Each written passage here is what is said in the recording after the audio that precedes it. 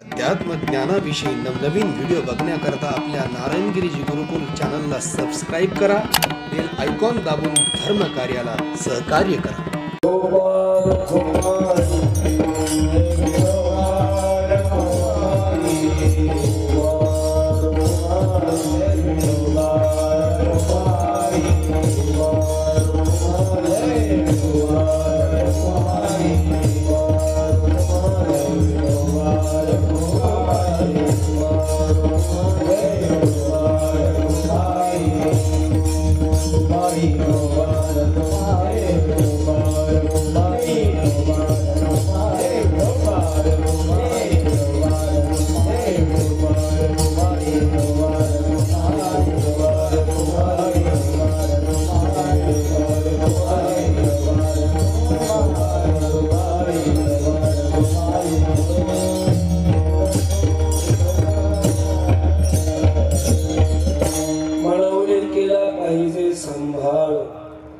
माझे बुद्धिबळ पाय तुझे अडंगा आमचा सांभाळ करा.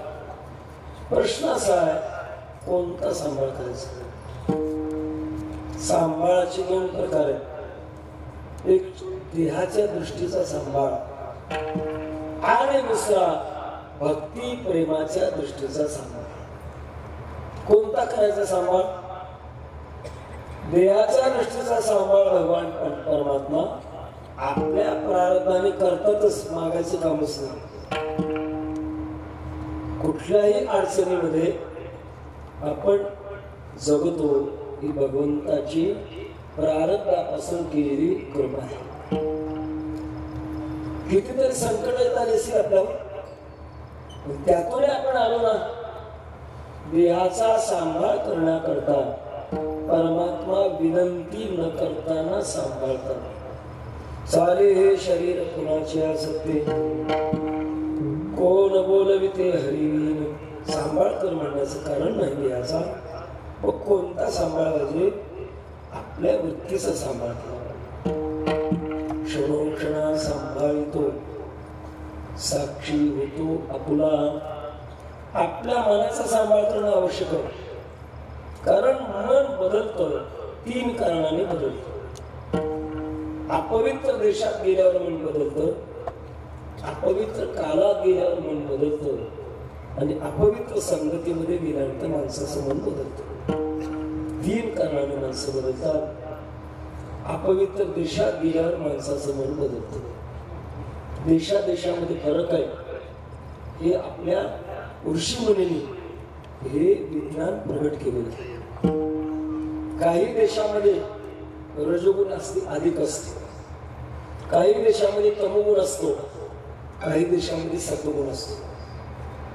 भूमी जरी सारखी असली, परिणाम सारखे नाही. प्रकार सांगतो, पेशव्यांचे राज्य होतं. पेशवे शिकारीला निघाले होते आणि एक ससा पुढे पळत होता, मागे कुत्रा लागलेला होता. प्राण मुठीत घेऊन ससा पळत होता.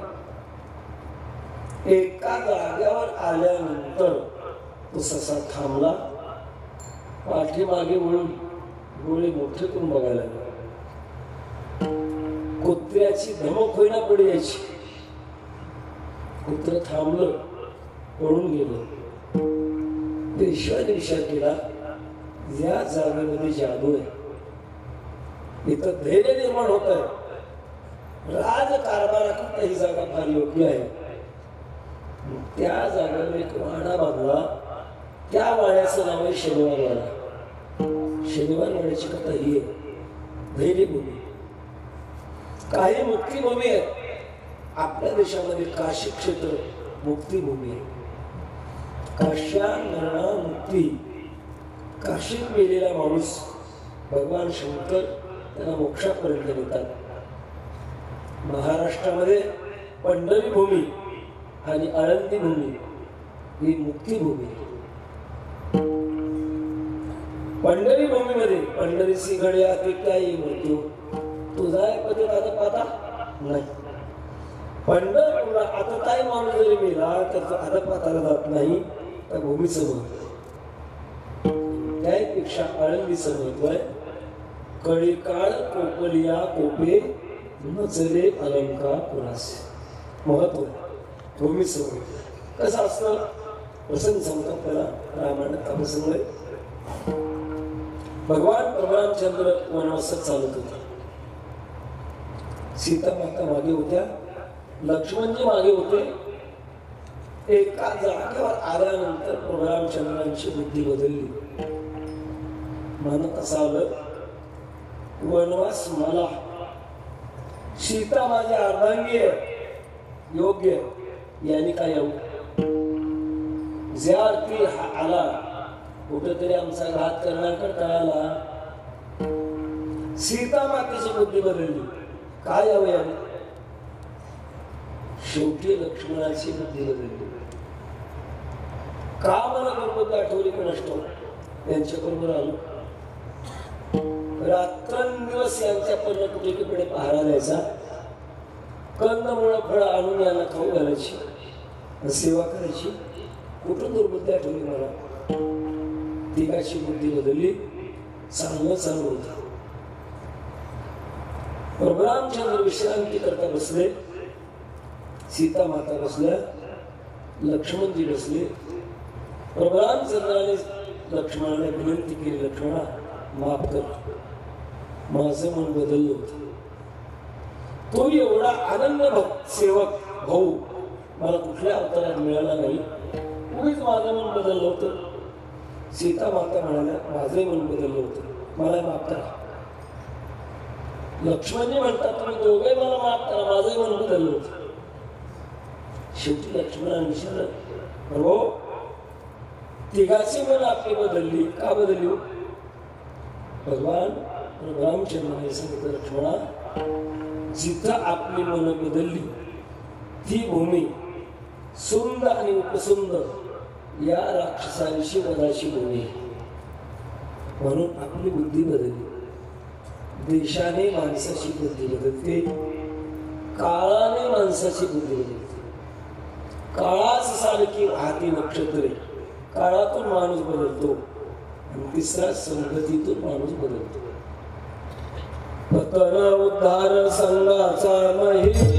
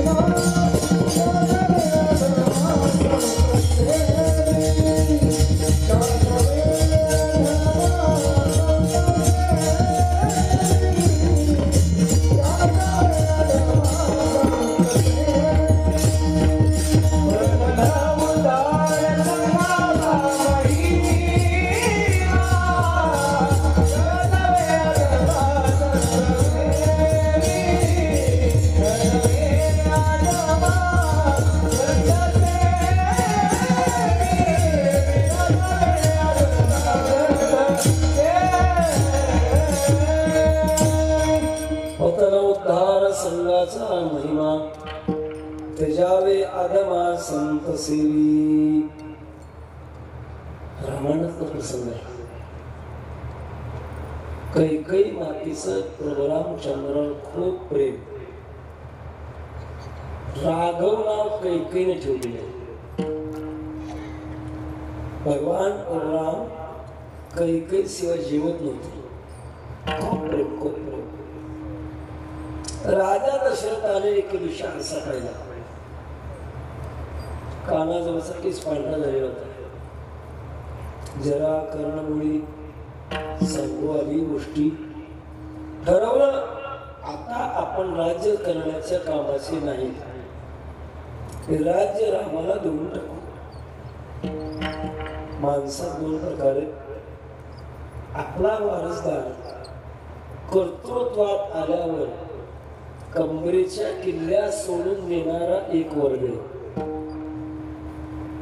दुसरा वर्ग आहे तो कंबरेच्या किल्ल्या सोडून देत नाही, त्याच्या किल्ल्या कापून घ्याव्या लागतात. ते कधी ते बघून घ्या, नाही सोडत. राजा दशरथाने ठरवलं आपण हे आता राज्य देऊन टाकू, आपण योग्य दिशा रामराज्य घोषित झालं. जिकडे तिकडे आनंदी आनंद, काही मोठ्या आनंदाने बोलायला माझ्या रामाचं राज्य येणार आहे. कैकेयीकडे एक सल्लागार होता. अजूनही म्हणतात मोठ्या मोठ्या पदावर असणाऱ्या लोकांच्याकडे सल्लागार असतात. काही सल्लागार असे असतात ज्यांचा सल्ला घेतल्यानंतर घेणारा गार होतो. असे काही सल्लागार असतात. त्यात मंत्रा अशी सल्लागार होती. मंत्रा म्हणू लागली तुम्ही आनंदाने उड्या मारता रामाच्या राज्या करता. नाही कुठला देवाने सोडून 2 मुलं दिली, 2 वर्ष शिल्लक आहेत. माझी सल्ला आहे का काय? एका वराने रामाला वनवासाला पाठवा आणि दुसऱ्या वराने भरताना गादी मारा. एवढं काम कर. काही ऐकत नाही. बघा काही इतिहास गमतीचा आहे. काही इन्कार करतो. शेवटी आपल्या शब्दातून काही ऐकत नाही. हे पाहिल्यानंतर मंत्रा पुढे गेली आणि कैकेयीला आलिंगन दिलं. करंटचं वायर बिगर करंटच्या वायरला चिटकवावं. काय होतं? इकडचं करंट तिकडे जातो. मंत्रीच्या मनाचा विकल्प कैकेयीच्या मनामध्ये गेला. कैकेयी क्रोधागारामध्ये जाऊन बसली, रुसली. पण काय झालं? रामायण झालं. काय झालं? कशाचा परिणाम आहे? कनिष्ठाच्या संगतीचा परिणाम. 3 गोष्टी सांभाळल्यानंतर आपलं मन बदलत नाही. हे भगवान, हे सगळं तुमच्या हातात आहे. अखंड जया तुझी प्रीती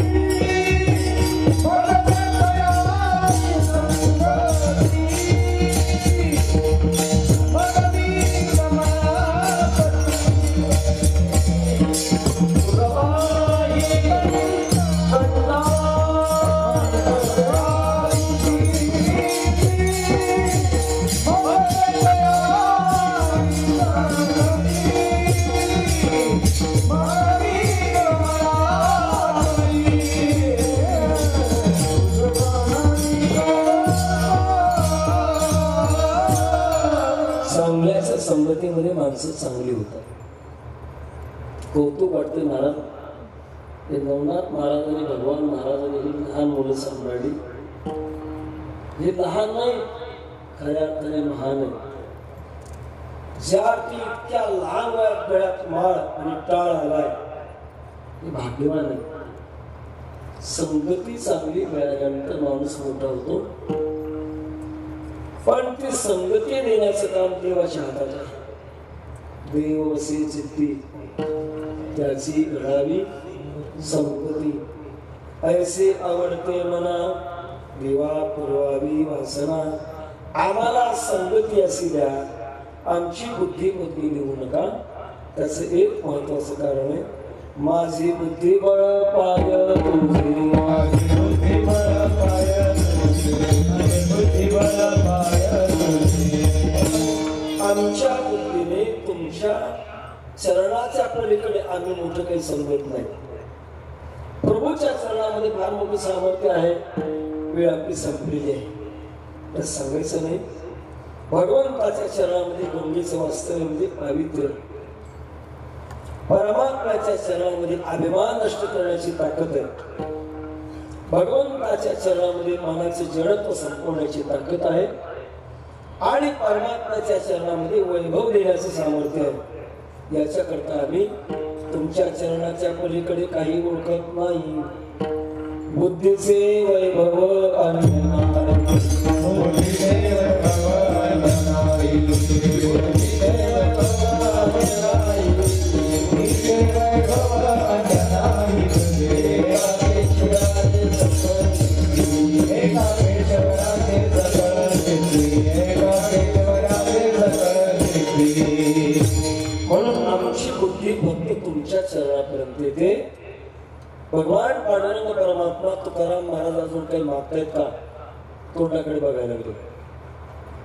शेवटी तुकोबारा म्हणता देवा मला जास्त काही मागायचं नाही आणि आधी बोलवण्याची मला माझ्यावर पाळी येऊ देऊ नका. का अभंगाचे तिसरे जण सांगतात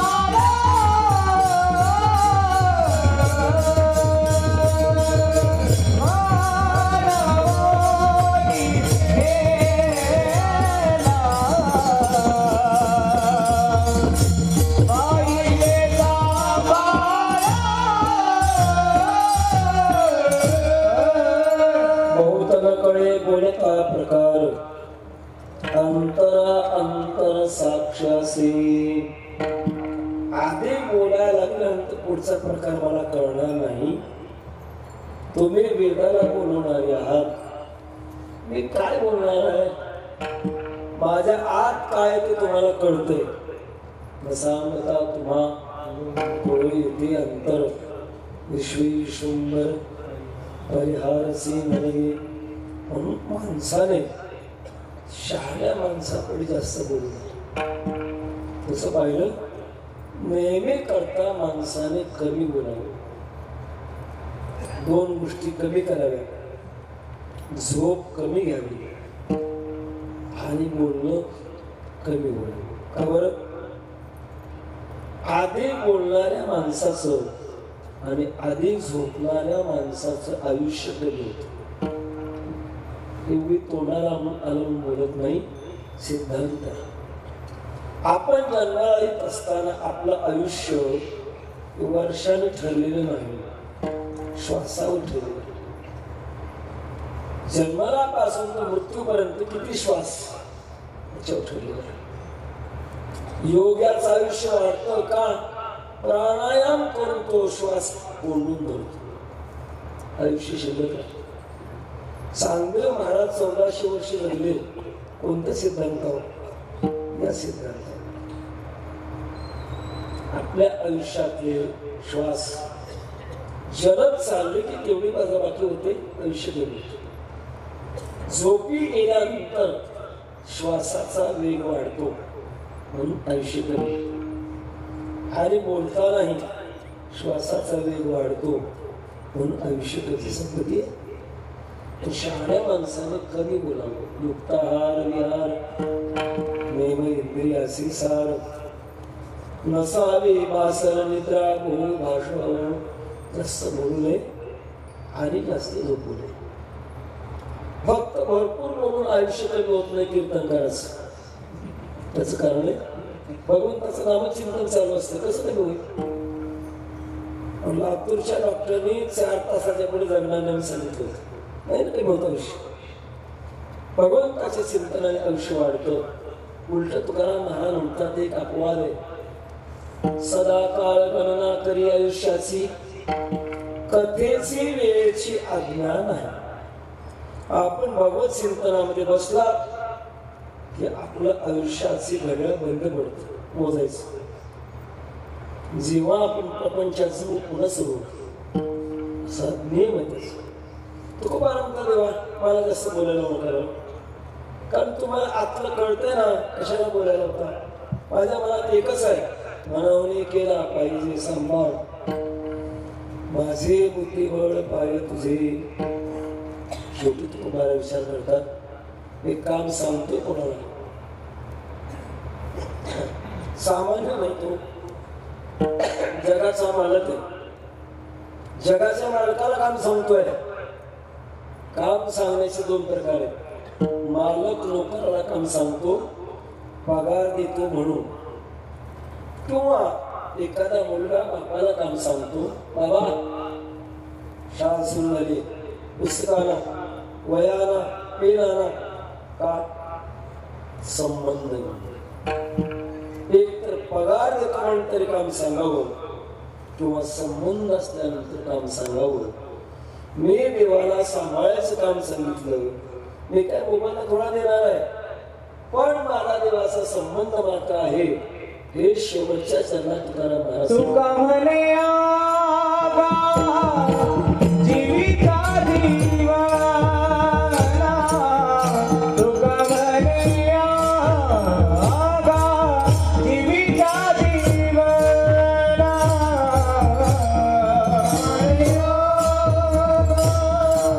जीविता दिवाना, तुका म्हणे जीविता दिवाना.